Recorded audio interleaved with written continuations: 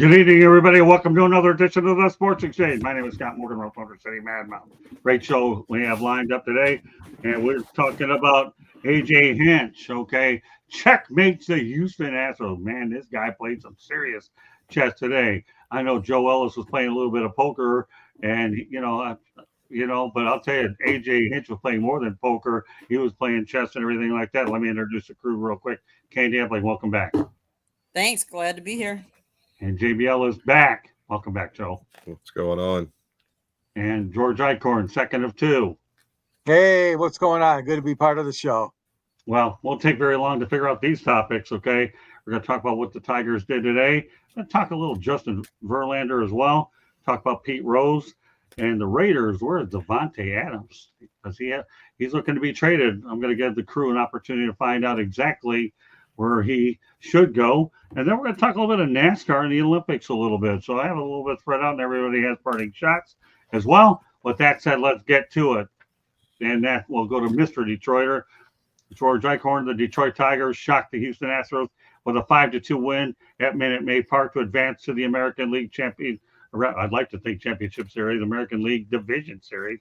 Andy Ibanez pinch hit, bases loaded, clearing double off Astros closer Josh Hader, proved to be the difference maker. This is Detroit's first trip to the ALDS since 2014. They'll face the Cleveland Guardians, and this ends Houston's 7-year streak of reaching the ALCS. Only the New York Yankees can only wish that they would have done it a few times, but the Tigers did it, and AJ Hinch outsmarted his old team. I'm going to start off with George. Some thoughts. Well, yeah, it was quite amazing, and the magical Tigers month of, well, now it's 3 months, August, September, October, continues. So they came from behind. They're a scrappy team. They're a team that, like you alluded to, plays a chess match with their pitching and just timely hitting from guys nobody's ever heard of. These are youngsters, most of them. Matt Vierling was the only one with some playoff experience, but yeah, I did not think that they would be able to go down there and win the next two. I mean, the first two and close out, but they did.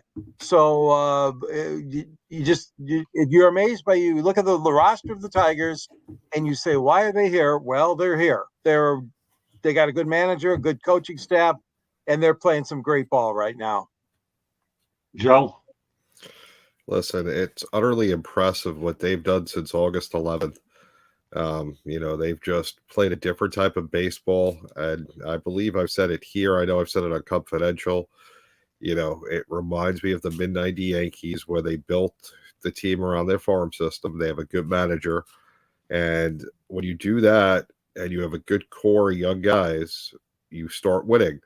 The Cubs, they're in the same situation. They had 2 winning years in a row. They haven't gotten where they want to be, but the Tigers are, got a little bit further ahead. They're in the playoffs. They beat the Astros, which is phenomenal. It was a down year for Houston anyway, though. I mean, they had a fight with everything they had just to make the playoffs after a horrible start. They were the same as they've been previous years. They had a lot of injury issues this year, but that doesn't take anything away from Detroit. They played masterfully in the 2 games. Their pitching was phenomenal. Skubal is amazing. I'm glad the Yankees don't have to face them, although I don't understand why we don't face them since they're a lower seed, why they don't go to New York. I'm glad we don't, although I would have been able to go to the game on Wednesday in Detroit, so I am disappointed at the same time. Okay, what do you think, Candy? Let's face it, in the playoffs, you need to be hot. And Detroit's been, like JB said, Detroit's been hot since August, August 8th? 11th. 11th. I mean, they started off the year real kind of slow, slumpish, not as good. And they turned the heat on, and it's about being hot at the right time. And that's what Detroit's doing right now. They're playing, and they're playing very loose. Like, they're young. Most of them are young. They haven't necessarily been there before. They have nothing to lose because most people wrote them off at the trade deadline, much less, being here now where they're at. So Everything to gain, nothing to lose.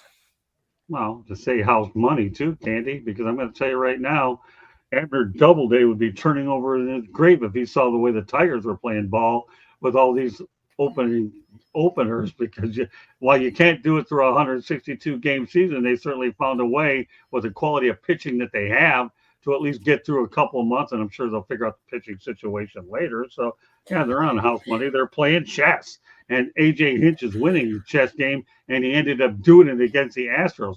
Can you imagine that every Astro fan feels like that AJ Hinch just walked out of Minute Maid Park and outsmarted them, beat them, okay? And guess what? The Tigers are going on, and the Houston Astros are staying home.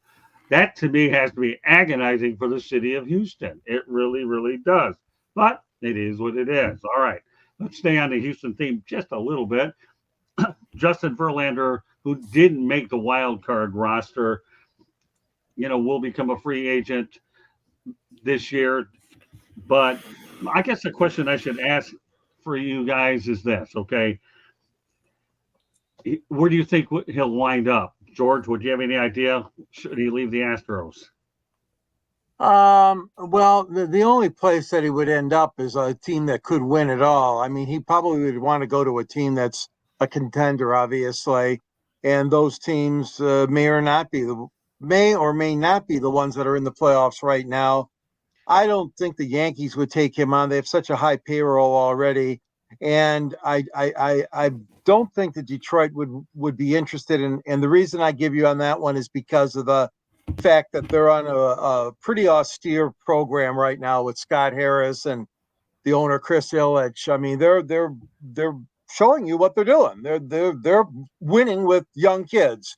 Although JV coming back would have a very nostalgic turn and could very well help, I'm not sure they want to spend the money on a pitcher that's in his 40s. But that being said, there are teams out there. I mean, look what happened with Baltimore. They got bounced again.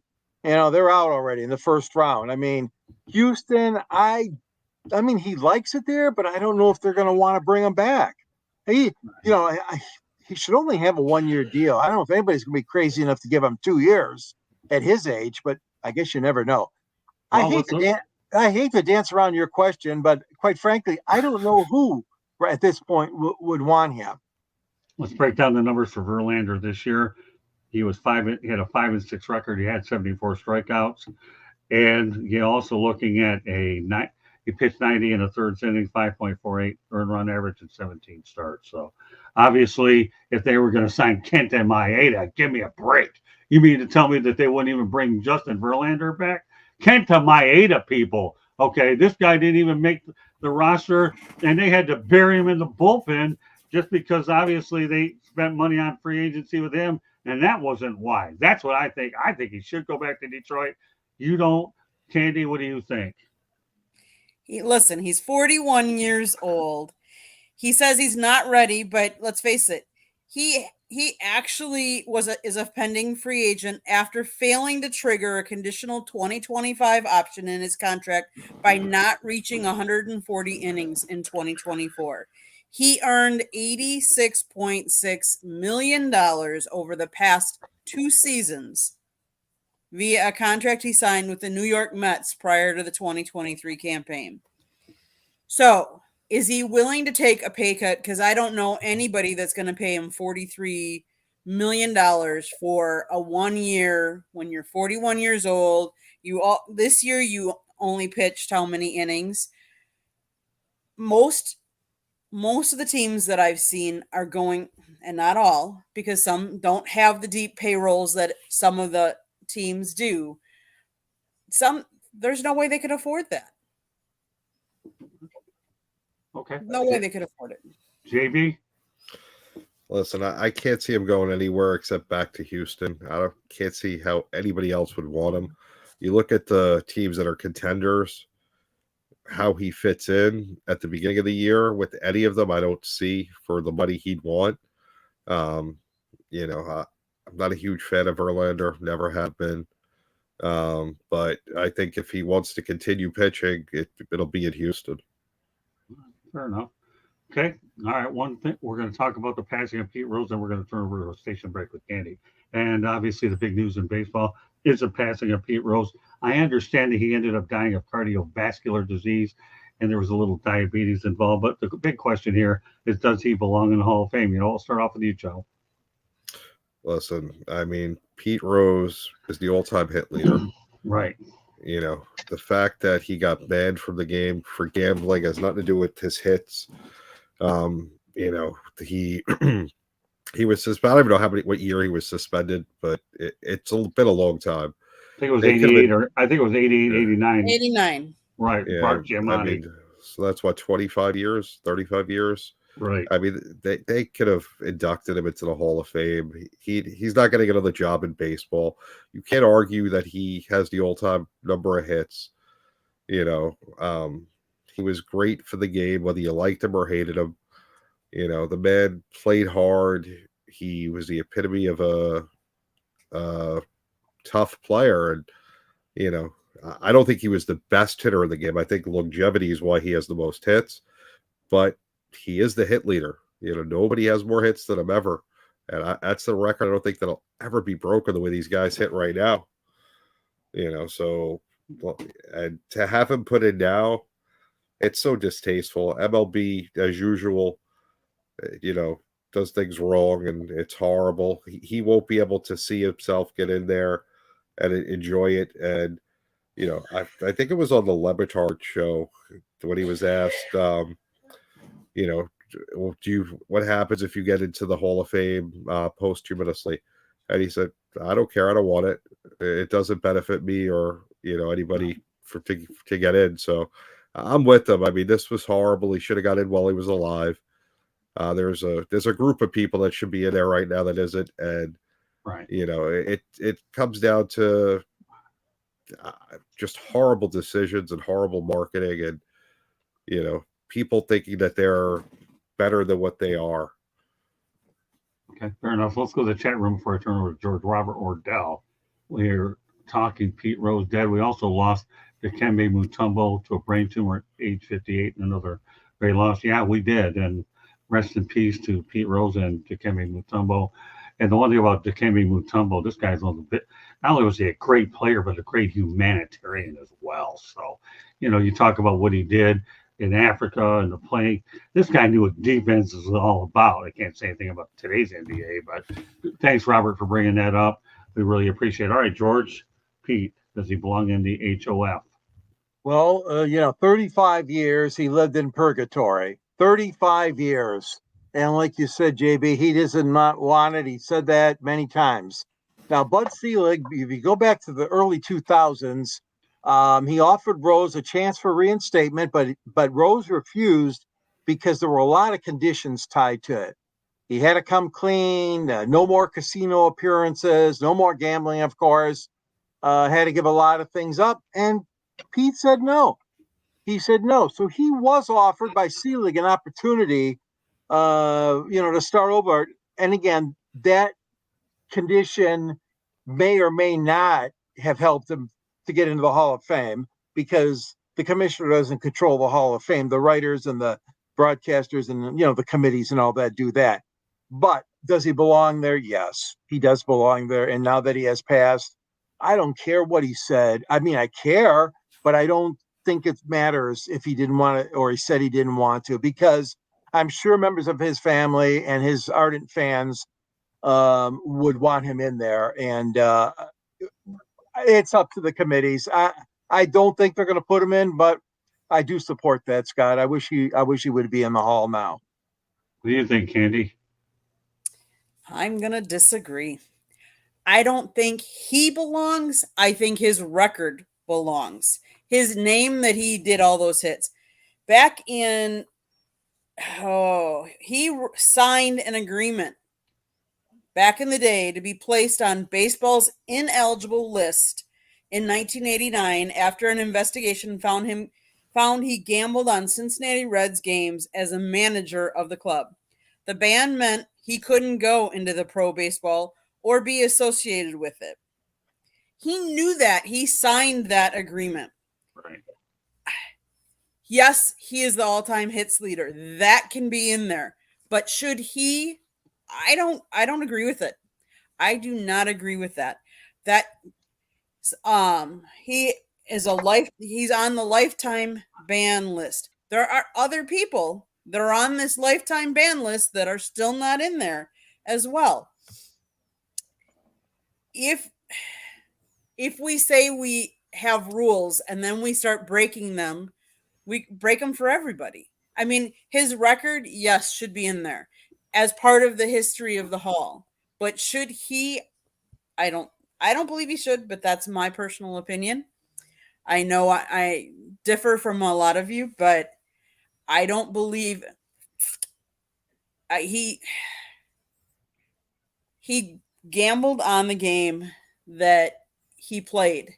And we've seen how many rookies in the NFL that have been banned for games for so long because of the same thing. And where do you stop? Like, I'm sorry, it's a Hall of Fame that you're supposed to look up to those people. And what does it say that we're looking up to somebody that did something that he knew was wrong at the time he did it? Well, I think what all of you are missing out on is this. Okay, number one, okay, Pete Rose would sign autographs on induction weekend to try to make money on those autographs. Gee, Pete, you could go out there and make money any other time in Cooperstown, but not that. You think you're showing any remorse for what you had done? And he had a book signing based on what he had done, admitting that he went out there could profit off of this particular book based on what he had done. So for 15 years, you kept lying to us, right? And all of a sudden, you admitted that you made this mistake. If for no other reason, I don't know about you guys, but I penalize lying big time over anything. Yes, we know about the 4,200, obviously the hit record, 4,256. Another record that'll never be broken is Cal Ripken's Iron Man streak either. And I can think of a lot of them, but that one and Joe DiMaggio's 56 gamer. And, we also know that Rose played probably, I think, the most amount of games ever. Pete, the reality is you had opportunities in front of these commissioners to show some sort of remorse, but obviously common sense didn't take over.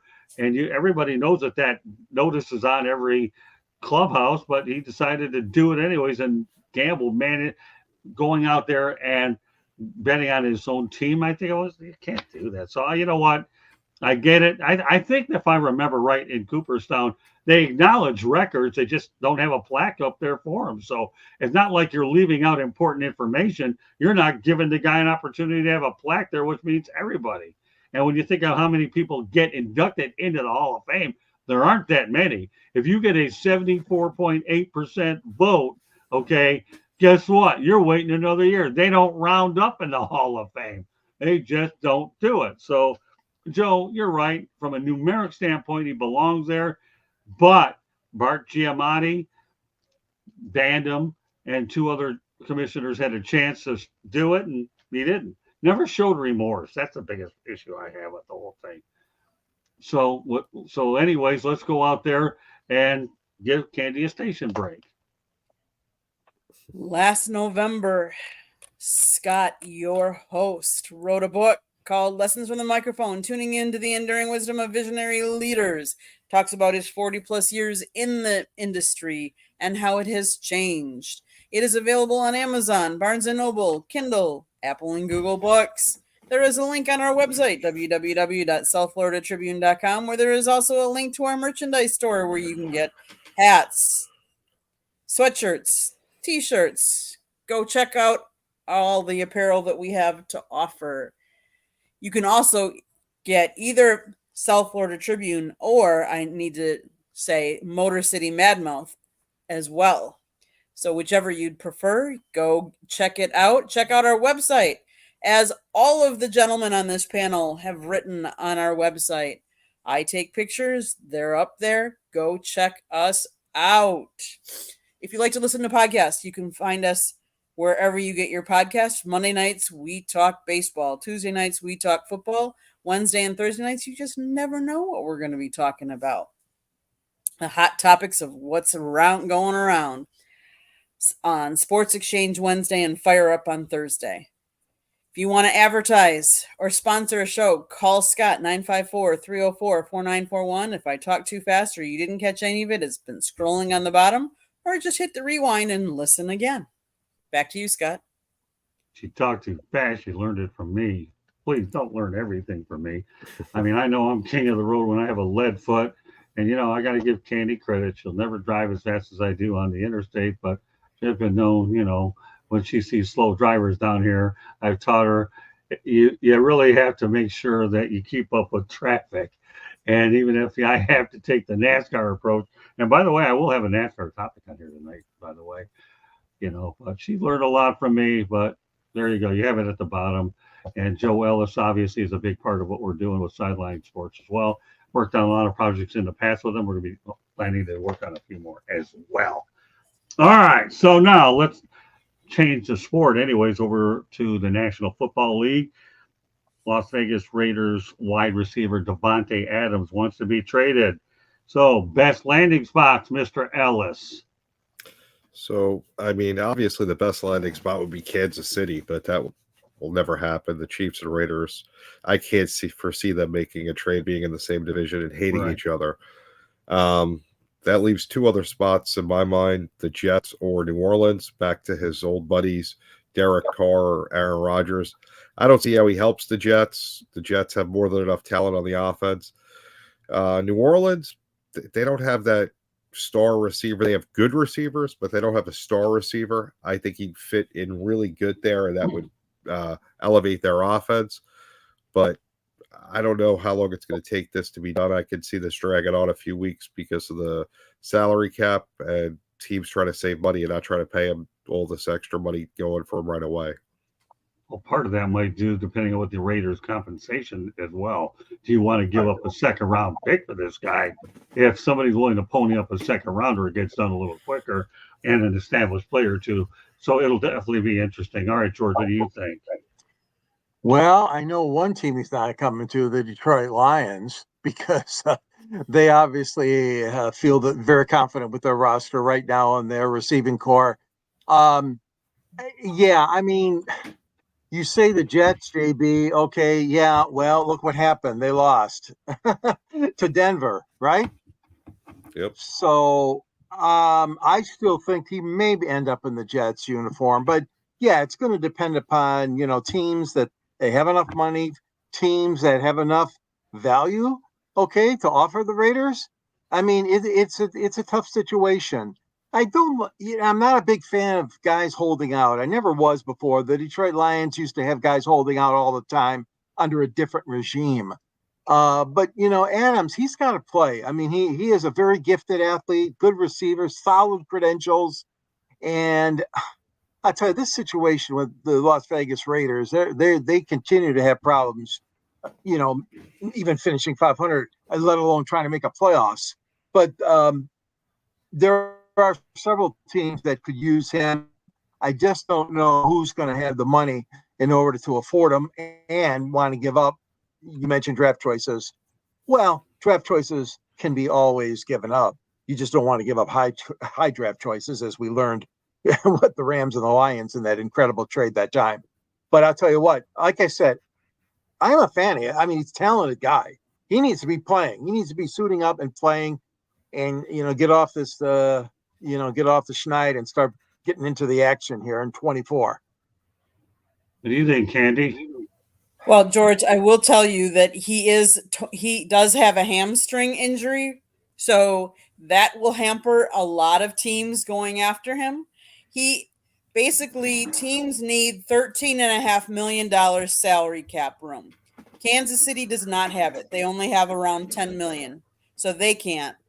The Jets have right now $16.8 million to spare. However, things would become more complex if edge rusher Hassan Reddick reports to the team, though there haven't been any updates with him. He would be reuniting with Aaron Rodgers, who he spent, I think it was 8 or 9 years with on Green Bay. They were a force to reckon with. he could go to the Steelers. Now that would be kind of interesting. Cowboys, I don't think so. There was talk possibly Washington. Now I know you guys all wouldn't like this and don't want me to bring this up, but there is a chance he could come to Green Bay. Christian Watson has been injury prone. It'd be really nice to have a veteran receiver.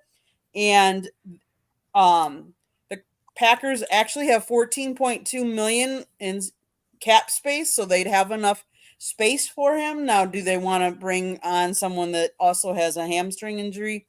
I do not know, but those are some different options that I think would be interesting. I'd bring, as a Packer fan, he was good, so I could see him and Jordan Love, picking apart some defenses out there. So, well, he may have doubted Jordan Love before, but now he sees that Jordan Love become a pretty good quarterback. So I don't think it's as far fetched as you think that it is. Aaron Rodgers reunion with the Jets would be all right, but I'm more along the lines of Joe on this one. I think New Orleans is a better spot for Derek Carr. Bear in mind, he went to Vegas because of Carr. He really did.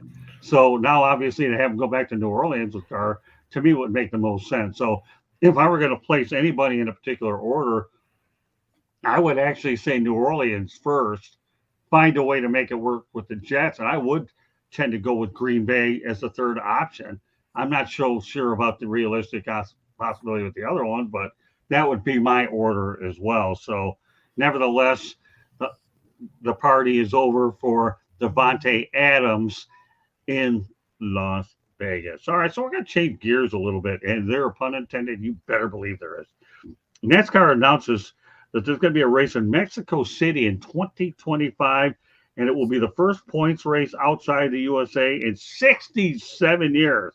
And it will be at the Autodrome on June 14th, 15th weekend. So, Candy, start off with this one. What do you think about NASCAR going to Mexico City? I think they're following all the suits of all the major sports that are trying to grow their brand internationally and not just having things here in the U.S. So that's why they're, going to expand out there.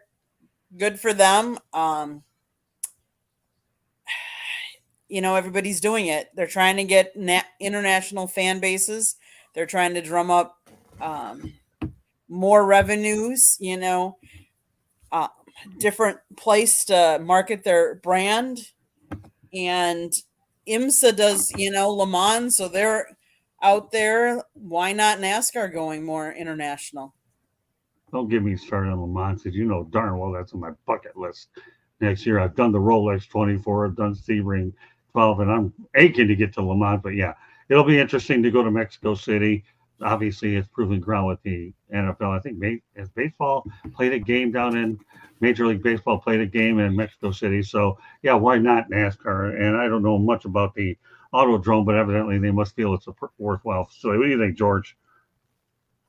Well, yeah, I agree for all the same reasons that Candy mentioned. I mean, the product is the important thing here, and the audience is so crucial, especially in motorsports. And NASCAR's always been the king of the road, and they have packed places in Kansas and Bristol and Daytona Beach and Las Vegas or wherever they've gone, Miami, and these other tracks that are historic, Darlington and Richmond and Indianapolis. So, I mean, but those days are not here any longer. You can look at a lot of the races and you'll see empty seats for NASCAR. And that never used to be the case. And I know, Scott, you've been covering motorsports a long, long time like I have. Right. And I mean, they even went so far in Michigan at the Speedway to take grandstands away so it wouldn't look so obvious.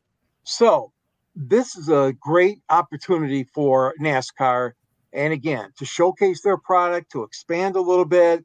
Mexico City is one of the cities, as you talked about earlier, that's been open to sports, baseball and football, especially coming there. The NHL hockey, they go to other venues. But I do think that NASCAR is trying to make an inroad there, and I don't blame them at all. Plus, maybe they're trying to draw more Hispanic fans too, as well.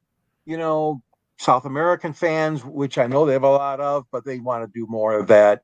So yeah, I think it is a money grab, but it's a sense of exploring new options and new experiences for those fans, especially that would travel to Mexico City for the race. What do you think? What do you think, Joe, about NASCAR going to Mexico City? So Mexico City is the sixth largest metropolitan area in the world. It has more people than New York City. If you could have an event there and, it's a sports league, why wouldn't you? If you can draw interest in a bigger city population than New York City, it's a no-brainer. Yeah. Do it in a second. And if you can expand your market, because it's all about making money and bringing in new fans. So that's a no-brainer. I don't blame them. I would do it in a second. I mean, I just hope, unlike the NFL, which has a tendency to go play games at different stadiums and the field is never right and it becomes dangerous for the players. Right. I hope that the track there is good and it's safe for the drivers. I hope they don't follow the NFL lead with that. Yeah, I know where you're going with this one. That field in Brazil was outright disastrous. That was horrible. Pathetic. It really was. But yeah, I'm all for it as well. But the thing I like about what NASCAR is doing is not only are they going to Mexico City with the size of the city, but also think about the fact that NASCAR is willing to put a race in the LA Coliseum. And I think that's a great event in itself. That'd be a bucket list too. I'm going to get to the LA Coliseum one way or the other, whether it's a Wolverines or whether it's a NASCAR event, although I still have other things I need to do before we get out there. But nevertheless, yeah, go to Mexico City. What do you have to lose? In fact, what do you have to gain? A lot of this called money. Okay. Yeah. So now we're going to flip over from NASCAR. We're going to talk about the Winter Olympics. So we're going to go a little ways out for this one. Salt Lake City was awarded the 2034 Winter Olympics. It hosted the event in 2002. Joe, we'll go back to you. Great to return back to Salt Lake City. I mean, it's one of those things. As long as they have the facilities for it, from what I've read and learned, having the Olympic Games is a drain on a city, an area financially. So a lot of it depends on what resources they have there from the last time they had the games, so that they're not putting a lot of money that they don't have into it, because generally it is a losing proposition, which is why a lot of these countries don't bid for the Olympics anymore like they used to. It used to be a huge moneymaker, and that's sort of changed. I don't know where the change happened in history, but it's completely different than what it used to be. So, but I think Salt Lake City just had it recently, in the early 2000s. So a lot of the facilities may just need minor upgrading. So it should be a slam dunk for them. Well, let me ask you a question, Joe. Yeah. One of the few cities that actually made money off the Summer Olympics. No. How about Los Angeles when Peter Ueberroth was running it? He subsequently became commissioner of Major League Baseball. Peter Ueberroth actually made money off the LA Olympics. Of course, like you said, a lot of the facilities were in place. And I was actually there for the 1984 Olympics and stayed with my late cousin Terry. And we bought tickets to a couple of events. And then he showed me around the area. So Peter Ueberroth is one of the few people that actually made money. Otherwise, you're right. Unless you have facilities, you got to start building them. Nobody's making money out of it. But just want to throw Peter Ueberroth out there. All right, George, what do you think? Well, I had the privilege of going to the Olympics in 1980 in Lake Placid with my wife, and that was a truly remarkable experience. As we know, the Miracle on Ice Olympics. And that's the type of scene I like. I like it there because it's a smaller city, smaller venue, but it's never going to happen again because the Olympics have gotten too big, too overstaffed, too overpopulated, larger delegations, which is not a bad thing, from many countries around the world. But Lake Placid did a terrific job. And then in 1983, I took a preview trip with ABC Sports to visit Sarajevo, and they also did a really nice job. But we know what happened after that with the war, terrible war in Yugoslavia. So getting back to Utah, Mitt Romney, the former Republican presidential candidate, but Mitt Romney wasn't one at the time, but he was like you mentioned, Peter Ueberroth did a great job in LA. Mitt did a great job in Salt Lake City. Those were very successful games. And I think what you're going to see here now is they're going to go back to these cities that had it before, because you cited all the costs involved, the money involved.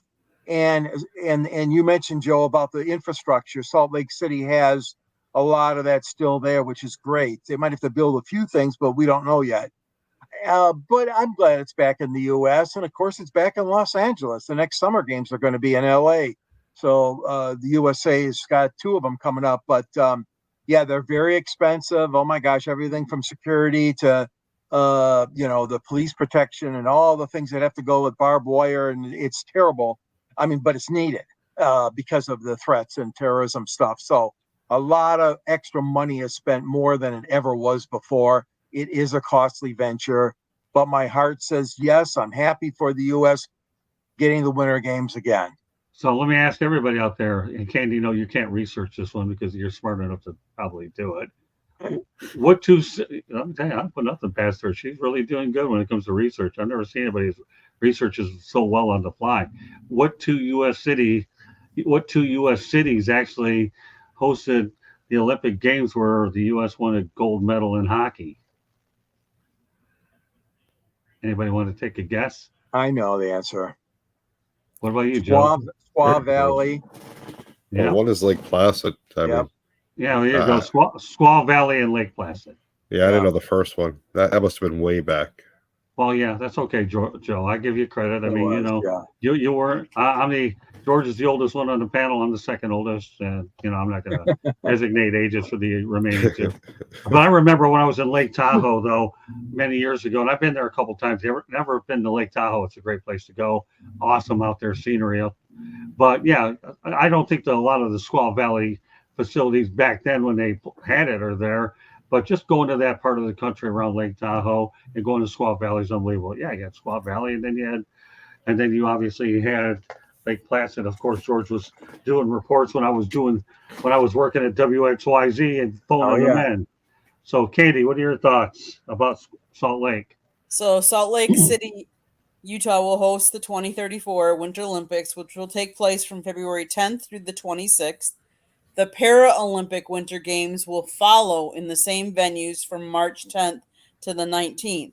Salt Lake City will be the 5th city to host multiple Winter Olympics and the first singular city host since 2022. It is the 5th Winter Olympics held in the United States, which I thought was very interesting that it's only been that many in the U.S. Good for them. I mean, I have a feeling there's a museum there and stuff like that they're saying. There's a countdown clock already going. They're going to have, some of your basic, your alpine skiing, your figure skating. What else did they say they were going to host there? Alpine and snowboarding. They were selected back in July as the host city. Good for them. I think it's always exciting when it's here in the U.S.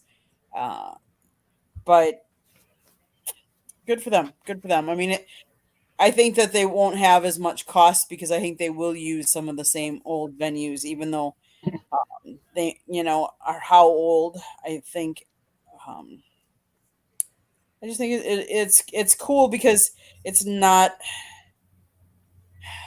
a place that has a lot of other sports. So to come there and to have the Olympics is cool.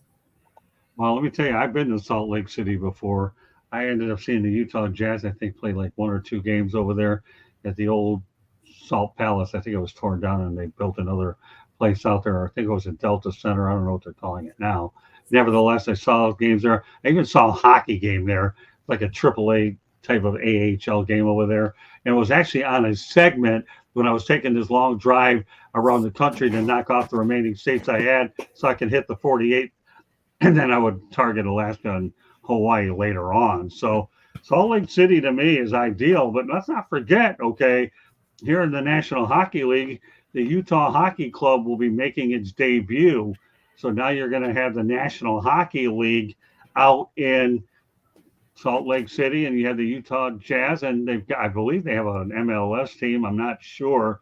And they're lobbying for Major League Baseball. So like Vegas, Salt Lake is slowly becoming an area where they may attract a lot more major league sports than they have. And let's not forget about the University of Utah Utes, who have obviously been great for many, many years as well. Don't sell the youth short. So it'll be pretty good. I think they'll be well equipped to handle it. And then, again, if you've never been to Lake Tahoe, go to Squaw Valley. It's a beautiful place, and Utah as well. So, all right, well, it's time for parting shots. So, you know what, Joe? Go ahead and lead off.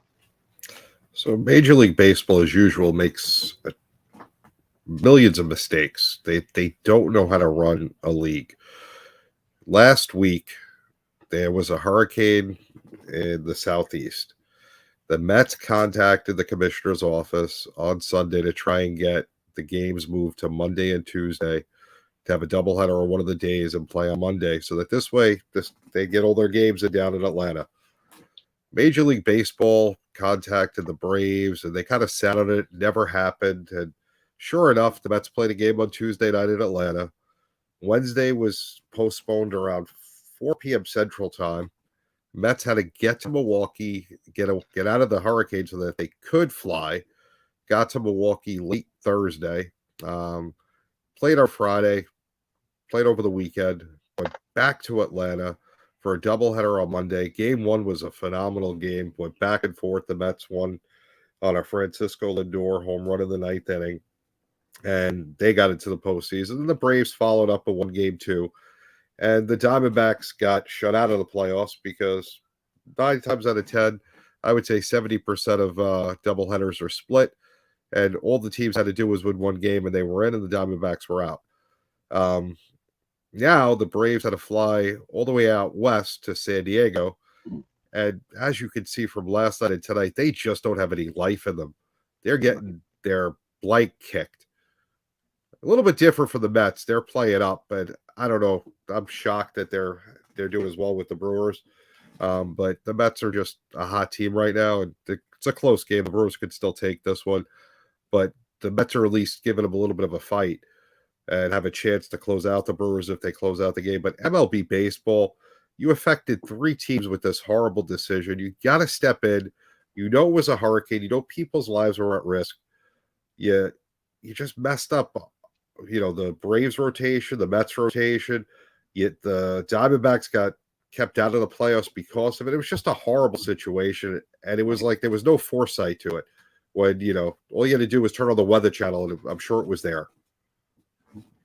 Well, sounds pretty good, Joe. All right, George, your parting shot. Well, my parting shot is going to be the Detroit Lions. They had a bounce back win last Monday, as you guys know, and Monday Night Football, and all the hoopla that goes along with that. But more important to that was a welcome home and back in good standing with Detroit, and it was overdue, was Calvin Johnson. As we know, he's in the Football Hall of Fame in Canton, Ohio, and the Lions have been working with him over the last year or 2 years maybe, trying to bring him back into the fold. As you know, it was a very messy scene where they wanted money back from him, from his contract that he signed. And, it just got into a really bad situation. But Monday, vindication happened. It wasn't a long ceremony, but it was a very nice one.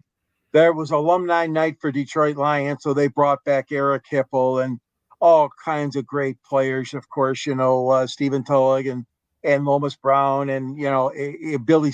And I don't know if Billy was there, but Sanders was there. It was a great ceremony, and it's short and sweet, but they welcomed him into the Lions family again and honored him by heading into the Pride of the Lions. So it was a good thing. The crowd was into it. It was a very nice ceremony, and welcome home, Calvin Johnson. That's my parting shot. All right, we'll turn over to Candy. My But before we do, though, I don't want to forget this. Robert Wardell thinks that maybe the Bears should get a wide receiver in Davante Adams for Caleb Williams. Who knows? Maybe that's possible. All right, go ahead. I want to get that in. My parting shot is, in the realm of college football, the NC2A has made a boatload of money. And yet, we still have refs making bad calls. We still can't get calls right or we don't have cameras at the right angles to get all of the right angles to see everything. So let's face it, if anybody caught the end of the Miami Virginia Tech game, was it a touchdown or wasn't it a touchdown? Was it a catch or not a catch? In the Minnesota and Michigan game, were they offsides or were they not offsides?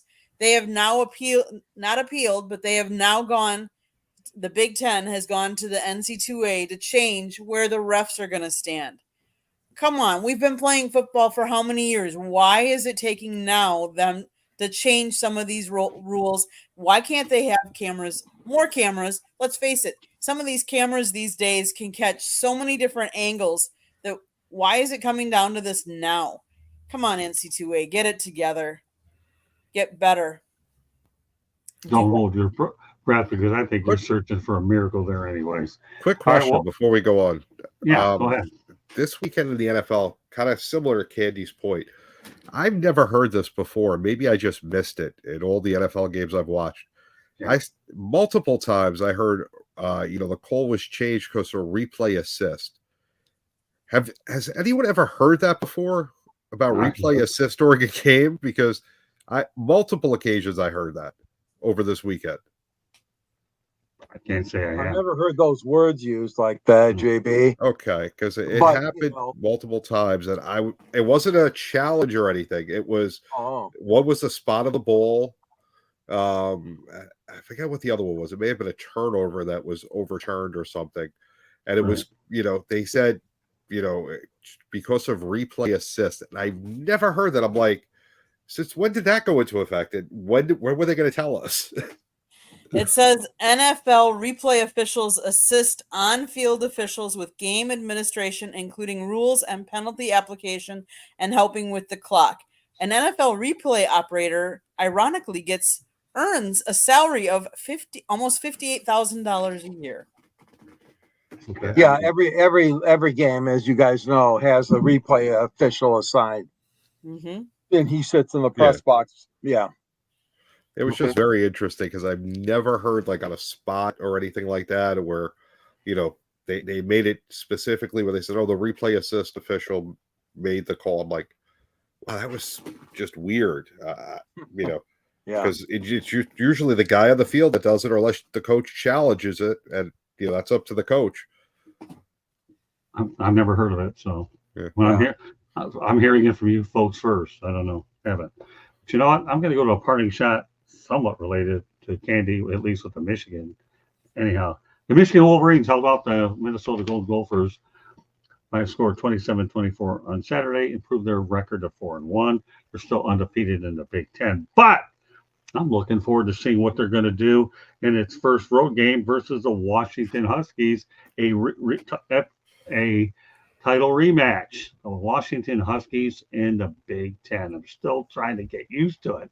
I'm trying to get used to all of these matchups. That isn't anything. Well, you got Michigan State against Oregon. We've had USC against Wisconsin. We've had USC against Michigan. My goodness, I must have a very big geography problem, but that's the nature of the day. So we'll see what the Wolverines can do under Sharon Moore. They know that they have a lot of things to get cleaned up. The quarterback play isn't the greatest right now, but you admit I like Wink Martindale, though, the defensive coordinator. He was a good pickup from the Giants. So let's see what the Wolverines do this weekend. I'm also looking forward to the fact that I have a sports-free weekend and don't have to do anything except get caught up on some things around the house and get a few other things done. So kind of looking forward to it a little bit. So with that said, this does conclude this edition of the Sports Exchange, but we're not done yet because Katie Eveling is going to take us home. The South Florida Tribune Publishing Company published a book last November, Lessons from the Microphone, Tuning into the Enduring Wisdom of Visionary Leaders. It is written by Scott, the Motor City Madmouth Morganroth, and George Eichhorn wrote the foreword. It is available on Amazon, Barnes & Noble, Kindle, Apple and Google Books. Get your copy today. It also has a link to it on our website, www.southfloridatribune.com, where there is also a link to our merchandising, where you can get t-shirts, hats, sweatpants, sweatshirts. Go check it out. You can get South Florida Tribune or Motor City Madmouth apparel. You can also go read the writings of the three gentlemen here on this panel tonight, as well as see some of the pictures I've taken. If you do see that red subscribe button by George, that means you have not subscribed to our YouTube channel, the South Florida Tribune's YouTube channel. Please do so. Then you'll get notifications when we come on. Monday nights we talk baseball. Tuesday nights we talk football. Wednesdays and Thursday nights you just never know what we're going to be talking. There is also on Wednesday nights, preceding this show, is the Motor City Madmouth show on nofilter.net. You'll have to check that out as well. If you listen to podcasts, you can find us wherever you get your podcast. If you're on Twitter, at Tribune South. If you want to email us, it's southfloridatribune@gmail.com. If you want to advertise or sponsor any one of our shows, call Scott 954-304-4941. I think that's it, Scott. Back to you. Well done. With that said, all right, we're going to let JB Ellis let everybody know how they get a hold of you, JB. JB_ the program on X, sidelinesportsnet.com, the wonderful website that Candy built and maintained for us, and Sideline Sports on every Tuesday, 8:30 p.m. Eastern. Confidential Wednesday at 7 p.m. Central, and J&J Sports Express 5:30 p.m. Central on Wednesday. And of course, JB Ellis does a dynamite job helping us with sharing the content on Twitter. Can't thank you enough. Twitter X, I don't know, whatever. Twitter X, does it really matter? Who cares? You know, it takes me forever to adapt to new things. So I'll just say Twitter/X. JB Ellis, thank you very much for spreading out the content to everybody. All right, George Eichhorn, let everybody know they get a hold of you. All right, you can follow my readings, my articles, if you will, on the South Florida Tribune under the Motor City Tribune. At the end of my column, there's always a link there if you want to take a look at my book with Detroit sports broadcasters on the air. Candy's got a picture of it up there in the corner of the screen. Yeah, there it is. And the Detroit connections to the world of sports broadcasting include yours truly, and of course, Scott, and our dear friend, the late Ernie Harwell as well. They're all mentioned in the book, of course.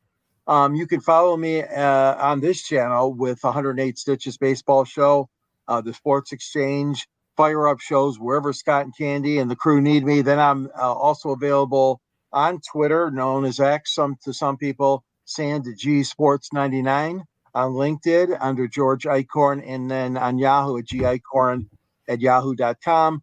And you can also follow me as well on the station, South Florida Tribune, YouTube. Love being on these shows. You guys do a great job. Great to be here again tonight.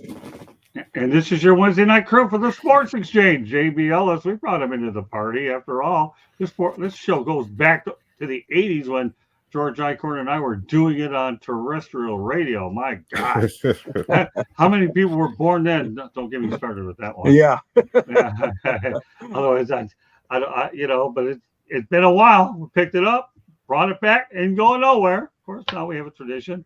Every once in a while, they take a day off. I'll find somebody to come in here. And I do want to give a little kudos to Jennifer Matthews Lewis, who does fill in once in a while. Candy, also, I encourage you to go ahead and promote your shows as well, because you do a good job. And I will say this, Joe, thanks a lot for introducing us to Jen, because she's been helpful to us. I know she was with you for a little while, but without you, Candy wouldn't have her gig with the girls. And you know what's a good thing when the networking situation works as well as it does. No, for sure. You know, we appreciate it's all about that. Networking. You got it. And that's why I brought that up in the first place. All right, Candy, promote what you have for yourself. Chicks and Salsa Tuesday night, 7:30. 3 chicks. We started as 3 chicks and a pod, and then they added me, and we're like, it's no longer 3 chicks. So we added the show Chicks and Salsa, so that no matter how many chicks we have, we're chicks talking sports.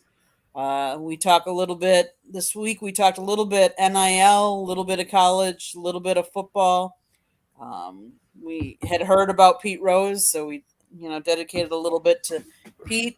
I think we're going to delve more into the NIL situation when we were talking about the UNLV quarterback that left the program because he didn't get what he supposedly was promised. So I think we're going to talk a little bit more about that. So anyone that's interested, Tuesday nights, Chicks and Salsa, 7:30 p.m. Eastern. All right, and also on next week's edition of 100 on Inside the Pigskin, I had an opportunity to ask FAU football coach Tom Herman about the transfer portal. So stay with us for that one. He talks about how the transfer portals help them out. Obviously, when you're a mid-major compared to a major, it affects you differently because of the NIL resources and so forth. The one thing that a mid-major can offer players is at least the opportunity to play a little bit quicker.